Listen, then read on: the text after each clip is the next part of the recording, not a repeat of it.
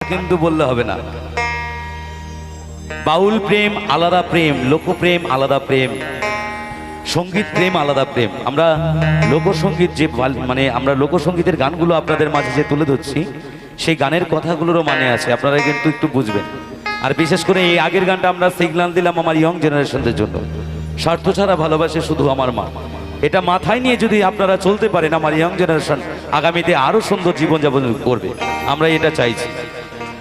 সবাই মিলে একটু আশীর্বাদ রাখবেন যেন এরকম গান আমরা আপনাদের মাঝে তুলে ধরতে পারি, এরকম বাস্তবমুখী কিছু গান, যাতে আমাদের পরের জেনারেশন এরকমভাবে নিজেরা নিজের বিবেক থেকে মা বাবাকে ভালোবাসতে পারে চিরদিগন্তর হয়ে। তাই আমি অবশ্যই শুনিয়ে যাব সব ধরনের গানগুলো। আমার শুভাকাঙ্ক্ষী যারা রয়েছেন তাদের জন্য গান শোনাবো, এবং কিছু কিছু বাউলা গানের মধ্যে আমি কিছু গান শুনিয়ে যাব আপনাদের, সেটা আপনাদের ধৈর্য ধরে বসে শুনতে হবে। আজকে দশমী তিথিতে